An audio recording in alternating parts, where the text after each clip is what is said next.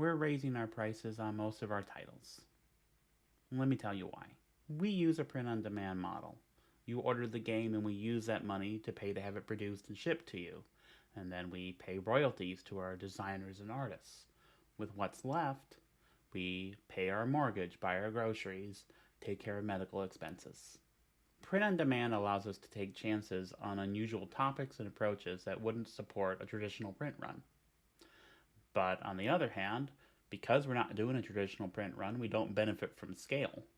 If the cost of materials goes up from month to month, then so does the cost we pay to have the game produced. And over the last couple years, everything has gone up. Boxes, counters, rule books, wood bits, cards.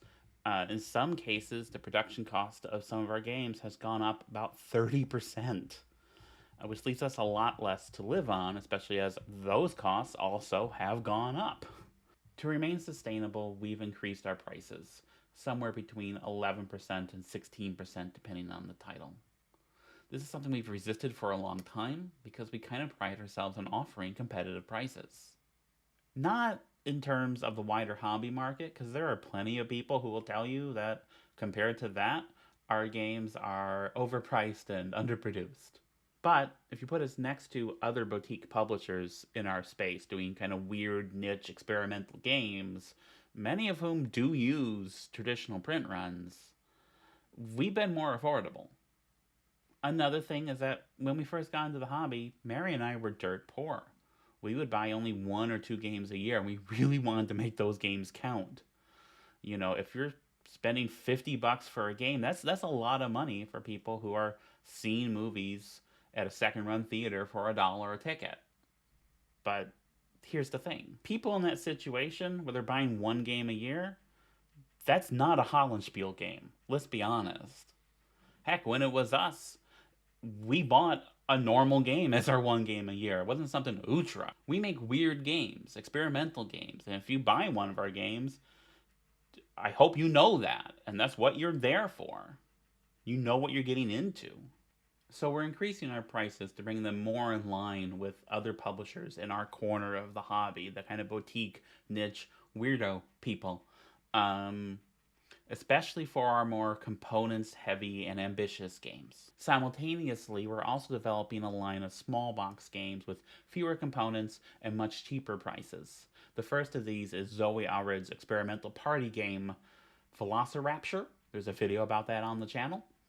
And then in January, I have one coming out. It's a horror game called But Then She Came Back, which is about taking care of a loved one returned from the dead with a ravenous hunger for blood.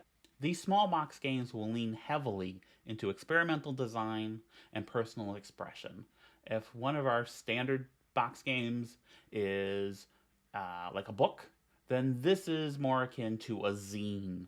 And so if you have a taste for the adventurous but money's a little tight, then this line of games will have you covered. I want to end with gratitude. On behalf of Mary and myself, I want to thank you for watching, listening, and understanding. And we want to thank our customers and colleagues for their support over the last 7 years, which have made this impossible thing possible. And I personally want to say thank you for the mostly positive and lovely response that I got to the video essay we posted last month. It was very gratifying. And people have asked if there will be other video essays, and yeah, there will. I have a few ideas I'm noodling with. We'll see when they come out. Well, that's all from me for today. Dinosaurs, everybody.